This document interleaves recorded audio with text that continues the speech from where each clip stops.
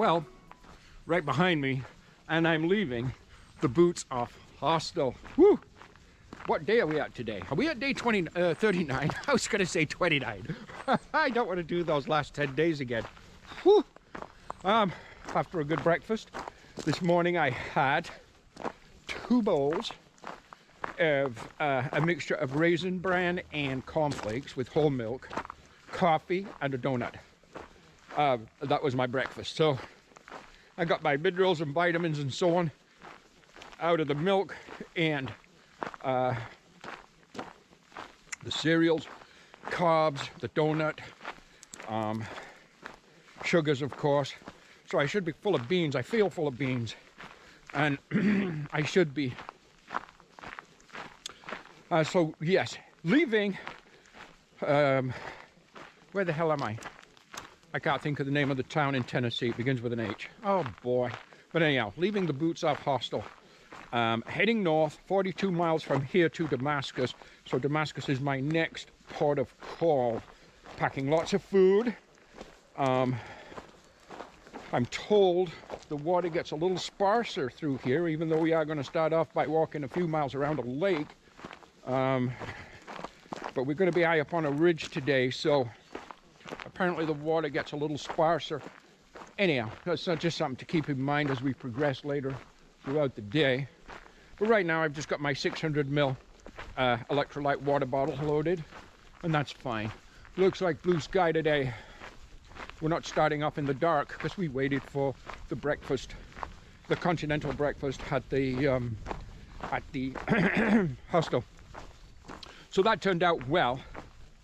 People at work there, a little bit crabby, but you know what? The hostel was great. My bunk was great.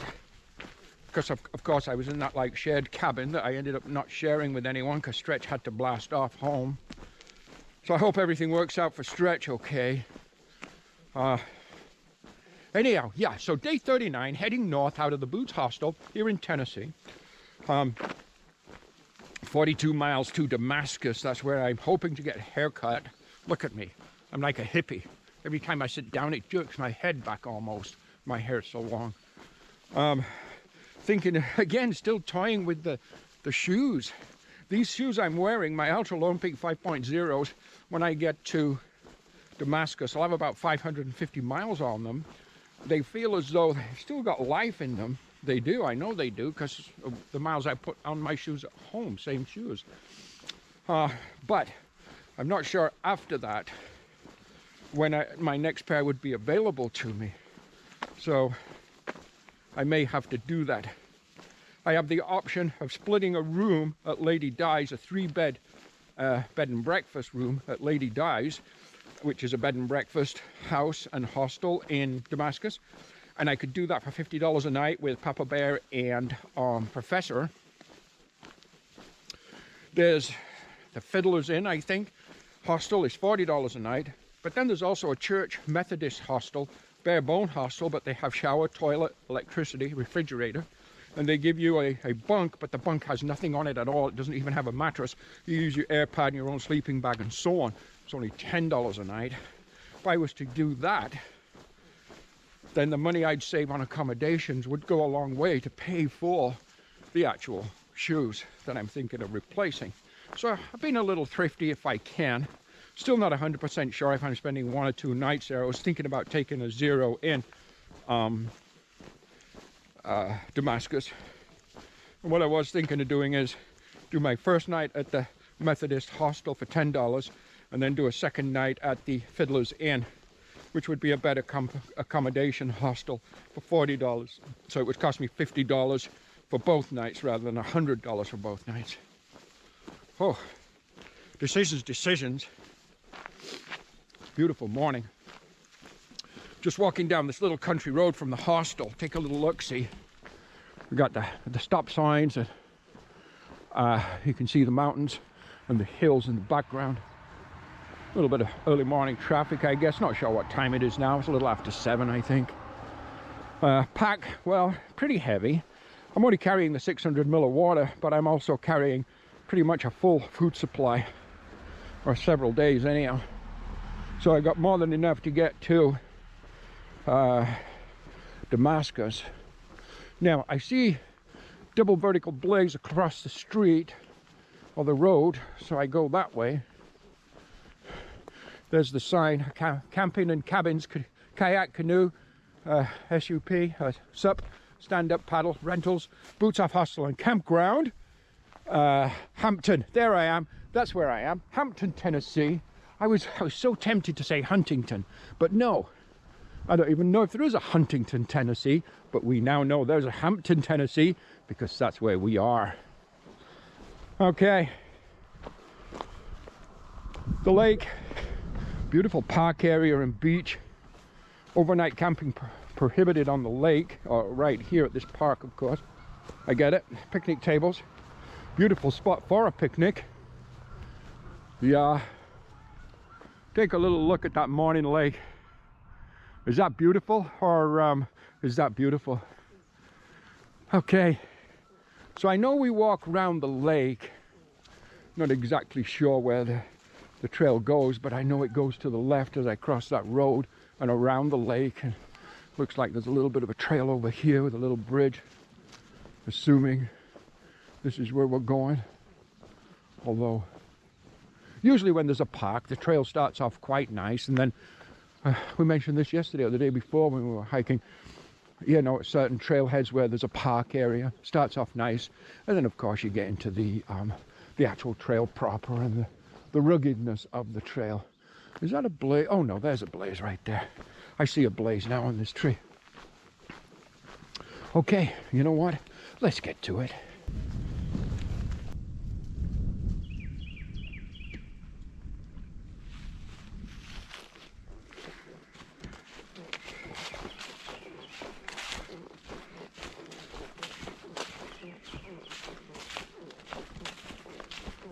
Look, there I am.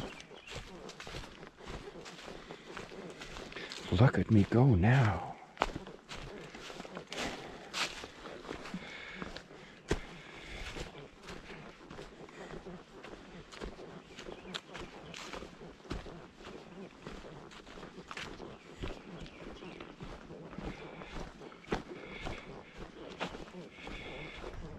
There's not really a lot so far on the Appalachian Trail that has really resembled the Colorado Trail. However, just climbing up this little kind of pathway, if you will, around the lake, and the cliffs and the trees growing up out of the cliffs, the evergreen trees, does give me a little bit of kind of reminiscence, if you will, of the Waterton Canyon part of the Colorado Trail, with the rocks going up to the side. You kind of almost think you might see some of those longhorn sheep in these rocks. I have no idea if they have any here, but they certainly do in Waterton Canyon. It's it resembles that a lot, very reminiscent. It reminded me of that section. But this is a path of some kind. Looks like we're coming to, I don't know, is it a road? Kind of looks like a road, but it comes from the path. I'm not sure. It's probably an access for service or something. Definitely. Yeah, it's an access, so there's a road probably at the other side that maybe goes down to maybe allow access points for service and maintenance and so on. Wilbur Dam Road, there you go, 1.3 miles, Appalachian Trail, straight ahead. Okay, we can do that. Take a look at that view. I mean, are you kidding me? I mean, take a look at that view. Absolutely beautiful, isn't it? Again, that kind of on the left and the jagged rocks and so on, very, very reminiscent of the Colorado Trail for sure. In fact, you know what? That's got beautiful light. I think we're going to take a moment and maybe grab one or two stills here, because it's beautiful.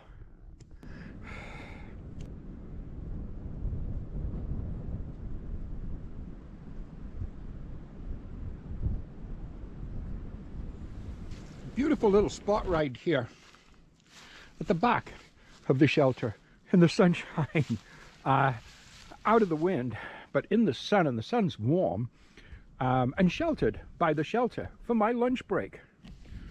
Rocks and an absolutely beautiful view in the valley below. Wow.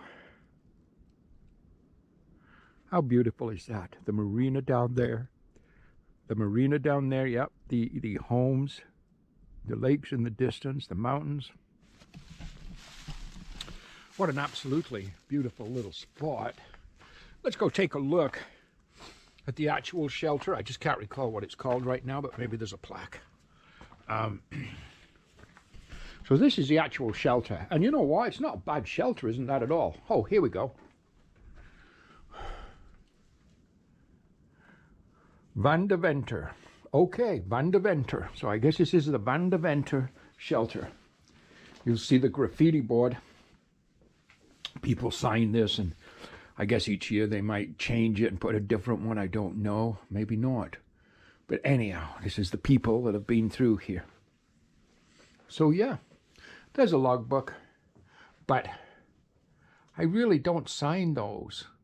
Something I learned from another hiker, especially, well, a medical kind of hiker, said, if you want to kind of do the best you can to escape things such as the norovirus out here, as well as COVID or anything else, try not to stay in the shelters too much.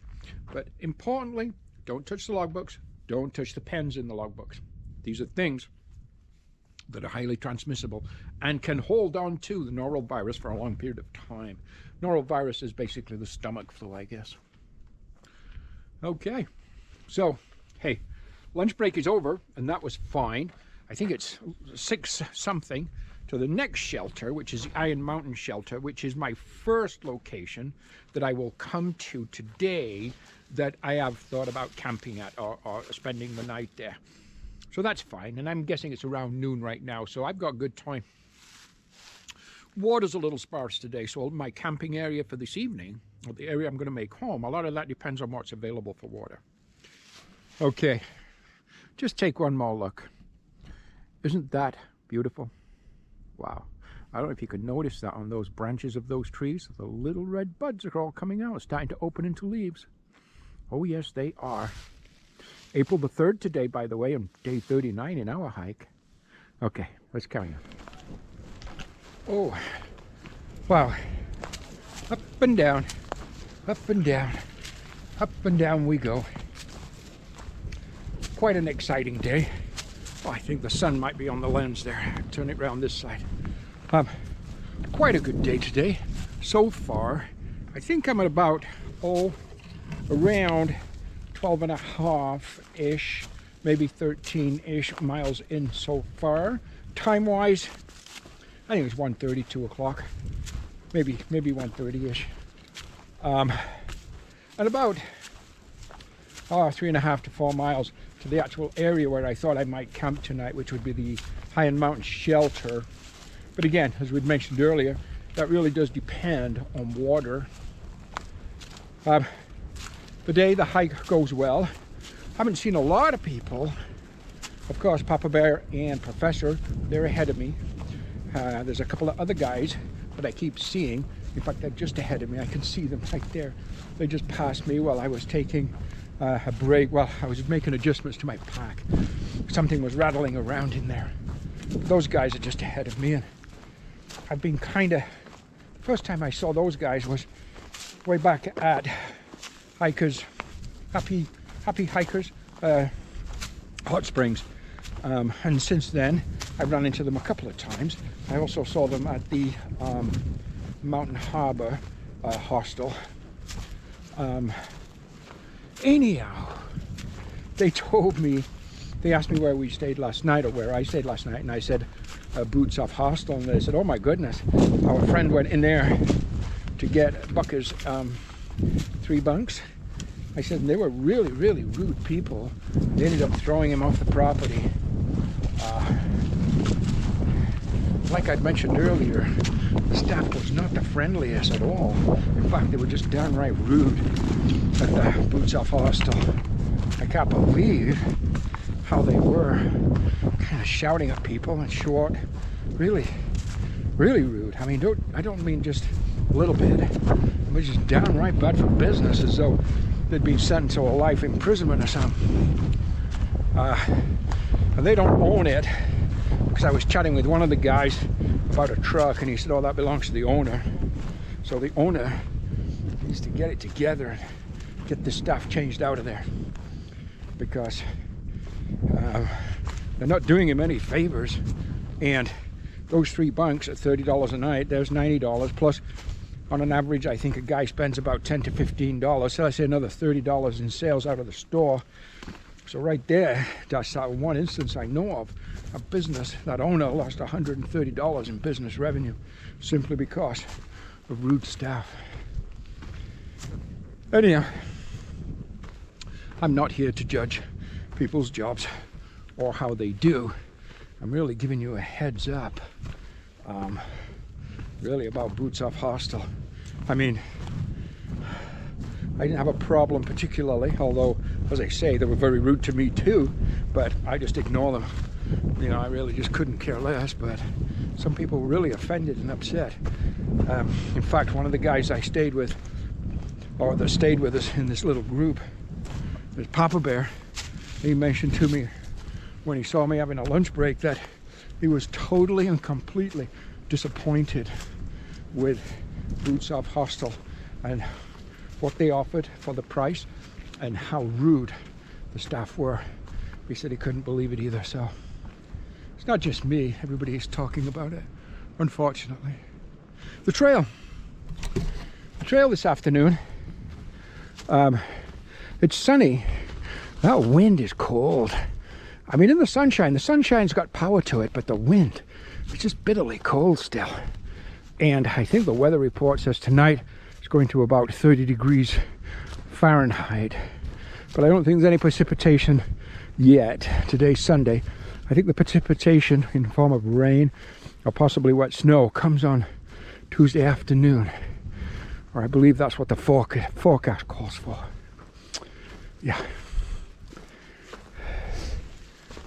The end of day 39. Wow. Let's just take a little look around here. This is my shelter for the night, nestled in the forest, with still, of course, nothing on the trees to see, but I am seeing little buds on certain trees now. Tents, well, there's 1, 2, 3, 4, 5, 6 tents with mine, and I think there's 3 or 4 guys, maybe 5 guys in the shelter through the forest there. I was thinking about staying in the shelter tonight, just because, again, I was lazy to put up my tent, but I also know I'm far more comfortable in my tent. It's just after hiking 16 miles today with the full pack, and it was 16 miles was our day, so that was a good day. It's starting to get cold. So yeah, 16 miles today. We had 42 this morning, so that's 32. That's 26 miles left to Damascus. Damascus, yep, it's a big one, that's for sure. But anyhow, 32 miles, sorry, what am I talking about here? I had 42, 32, 20, 26 miles to Damascus. Sorry about that. Yeah, 26 miles left to Damascus. We'll be starting that tomorrow, day 40, and day 41 will arrive in Damascus. Great day today. Chilly. It's going to be cold again tonight. I think the low tonight is 30 degrees Fahrenheit with a frost warning. So it could be 28, 29, 30, somewhere in that area. But I'm in my shelter. And right now the sun's on my shelter, so I'm going to climb in there where it's still nice and warm with that sun coming through before it gets too low behind the mountains to my left. Whew. Most of the people are already tucked into their shelters. I don't blame them. It's a little after 6 o'clock. Hike of midnight, by the way, on trail is 7 p.m. That is hike of midnight. We're pretty much in bed by then. Although, I'm thinking of a hot chocolate. Maybe. We'll see. We'll talk to you guys in the morning. Good night.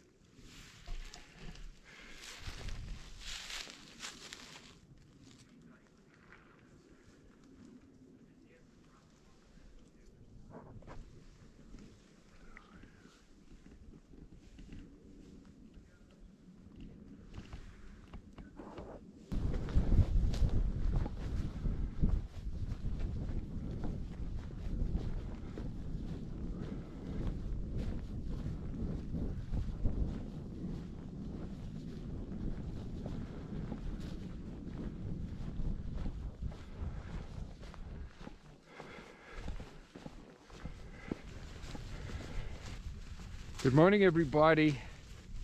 Hey, welcome to day number 40 on the Appalachian Trail. Today is April the 4th and day 40. Wow. So, as of last night, when I reached camp, I had 444.0 miles on trail. And yesterday was a 16-mile day. Today, pretty much the same, I think, at least 16 miles to the shelter I'm thinking of. Beautiful sky this morning. Wow, if you can see that in the GoPro, the orange, the fire, the red, pink, beautiful. I left camp about 6 a.m. this morning.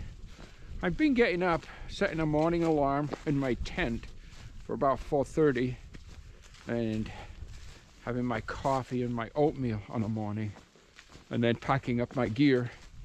And by the time all that work is done, it's about 6 o'clock, maybe 5:45, 6 o'clock when I get on trail. And it was probably about that this morning too. So yeah, day 40, man. The trail this morning so far has been gentle to me. Oh, there's been some ups and downs. I don't know what time it is right now, probably 7:30-ish. But there's been some ups and downs, of course, but the trail itself underfoot is not bad. Again, very reminiscent of the Bruce Trail right now.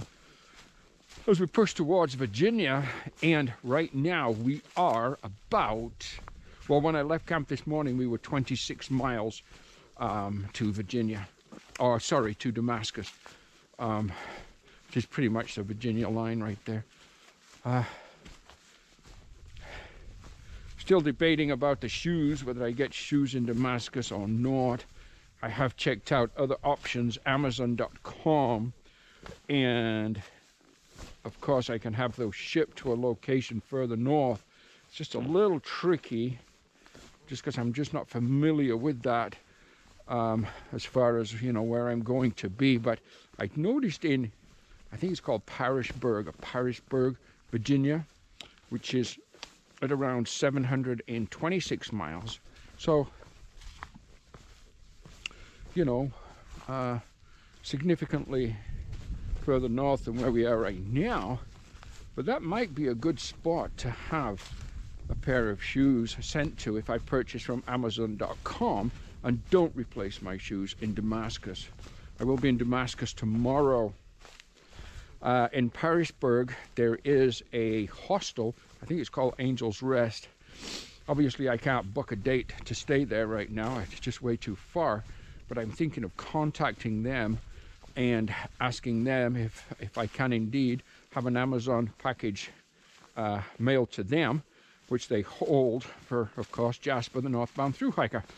And as I get closer and I can make a booking for an evening stay, bath and everything else, then I pick up my shoes. And that in itself would be better only insofar as the shoes I'm wearing right now, these are the Ultra Lone Peak 5.0s. They'll have about 500 miles on them when I reach Damascus. And it is suggested that you start to look at changing them at around the 500, to 600 mile mark. Well, these will have 500, but they still have a good couple of hundred miles of wear left in them yet. So I hate just to waste that. Of course, I can put them in the hiker box and somebody else can take advantage of that, and that's fine. But I just hate to waste it when I myself could use that 200 miles more off these shoes and have a box, as I say, delivered in Parisburg. But we don't know. We'll see what happens. We'll see what happens. And besides, at the outfitters in Damascus, I do want to check out. I know because I've spoke to them, they have the Superiors, the Lone Peaks, the Olympus, and the Temps. I'd really have a really close look at each one side by side and compare. But I was speaking to a gentleman yesterday that wears the Olympus. He's already got 500 miles on his, and he says these are just great.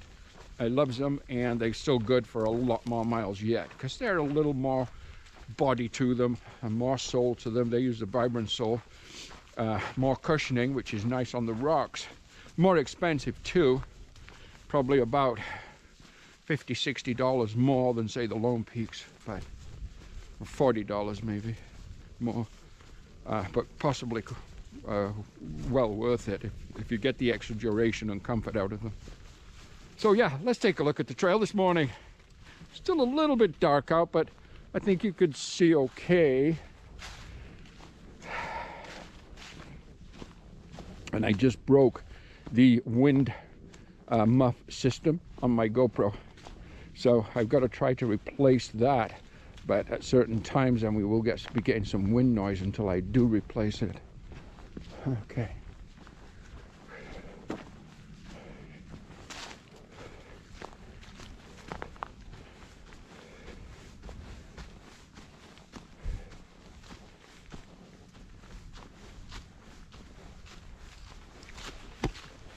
This morning, the trail is taking us through some farmland.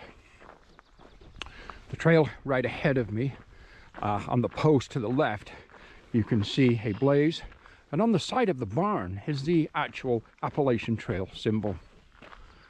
Interesting. It's actually nice to walk on this beautifully groomed trail right now.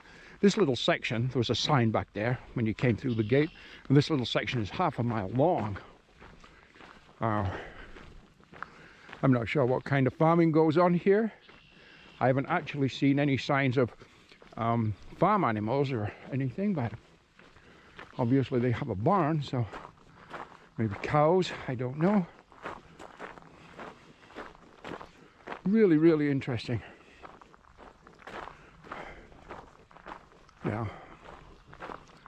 Oh. Looks like a bit of older equipment to one side of that barn. Yeah. Interesting. Okay. Well,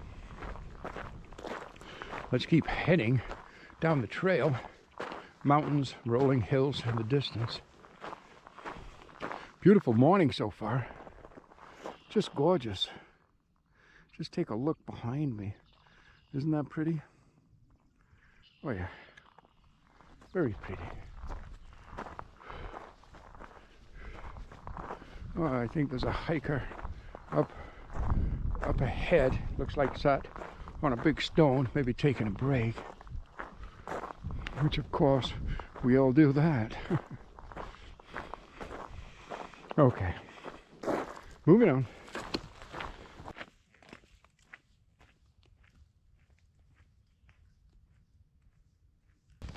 Ahead of me down the trail on the right is something that I think is really, really interesting, especially because I really like history.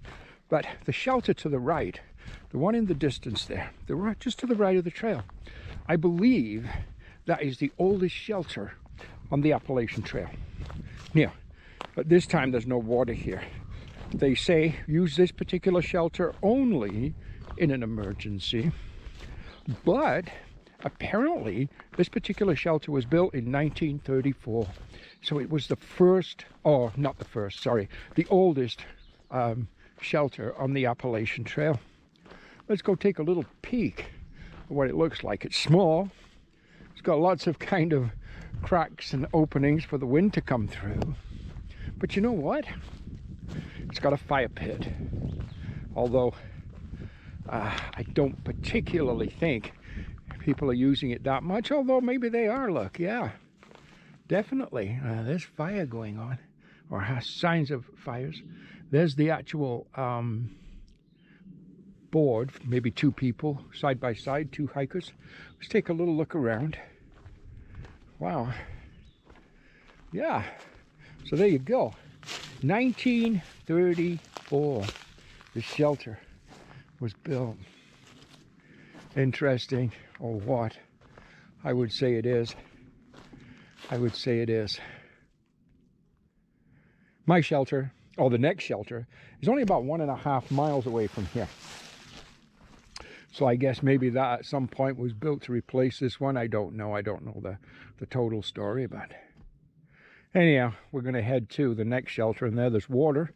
And at the very least, it's early, but we start early. We're going to talk more about that in a bit. Okay, let's get going to the next shelter, just that 1.5 miles away. So yeah, that was interesting. The oldest shelter on the AT, 1934 build. Okay, so as I was mentioning, the next shelter is 1.5 miles, and this was probably built at some point to replace this one. I don't know. I really don't.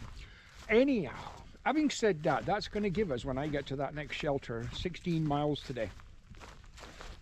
It's only about 1 o'clock when I get there, maybe 1 o'clock right now, 1:30, 2 o'clock-ish. So that's early in the day. Actually, you know what, let me just think here. Be about 2 or 2:30 when I get there. And that's still quite early in the day. Oh, excuse me. Excuse me. But at that point, I will have 16 miles in, which is a good solid day for me. The reason why it's early in the day and I've got my 16 miles in is I do like to start early.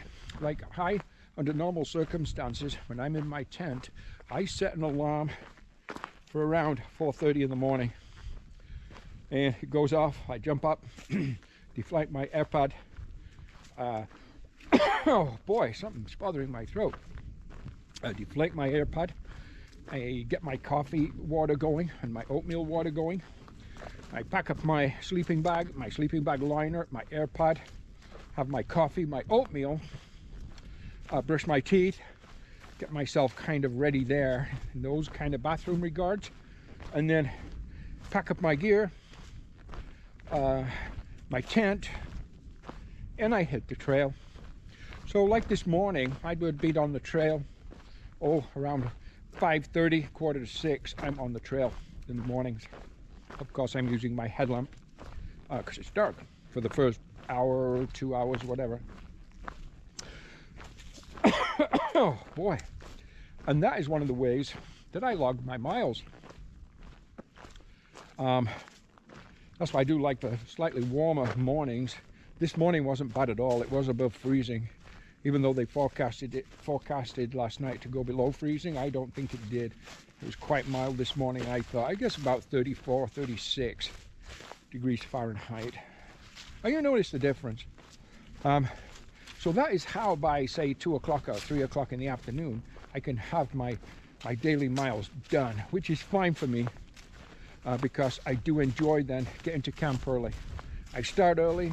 I like to get to camp early so I can relax and set up my tent and enjoy some of the sunshine. If it's a sunny day like today is, I like to enjoy the sunshine, lay down in my tent and just rest the legs and so on for an hour, and then, you know, going about my chores, filter my water, all those things, get my camp chores done and my food made, and, you know, inventory done of food supplies and logbook, all this kind of stuff.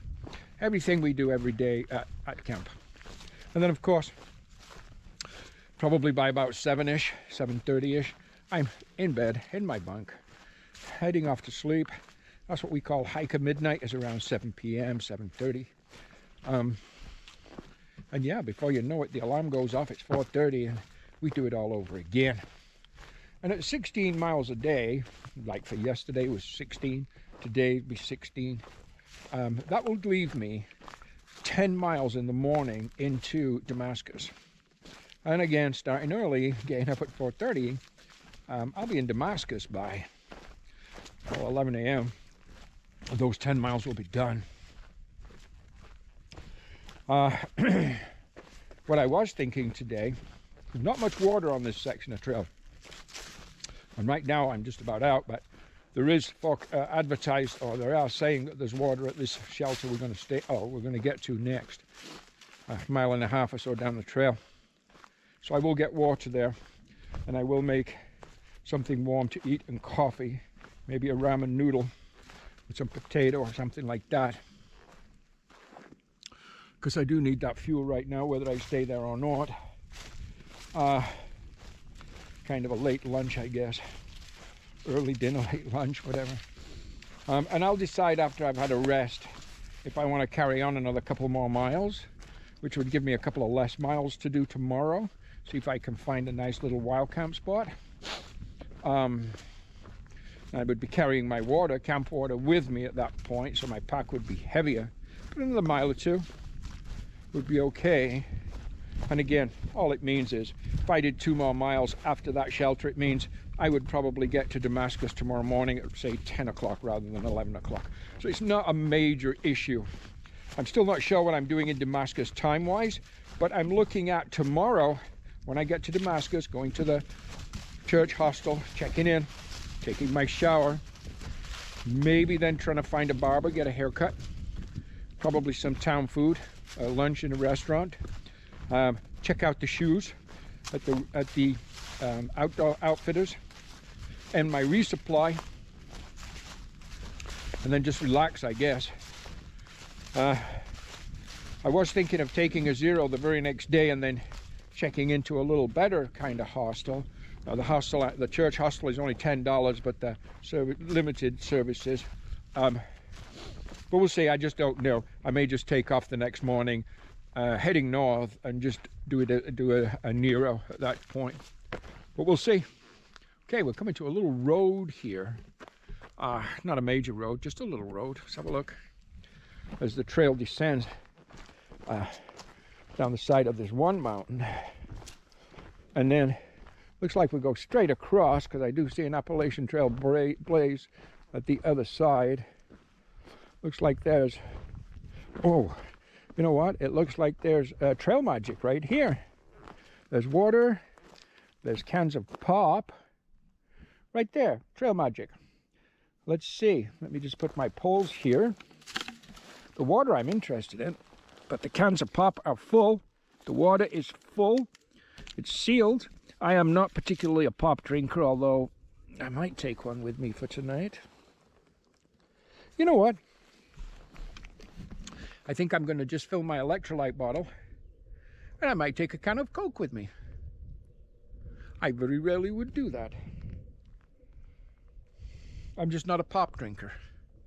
But I'm going to get the water anyhow. So whoever left that trail magic there, thank you. What was there when I got there was 3 cans of pop and 1 500 ml bottle of water, sealed, and the cans are all sealed. So I did take the water. I filled my electrolyte bottle right here because that was empty, all but empty. But I did not take any of the sodas or the pop, the Coke. I'm not really a pop drinker or soda drinker. I will now and then maybe, but not often. But the other guys that are coming up behind me, I'm sure those guys are. So they'll enjoy a nice break. A nice can of Coke. And it was very nice of that trail angel to leave a little magic this morning, or today, this afternoon. Very nice. Okay, let's get that 1.5 miles done to the next shelter.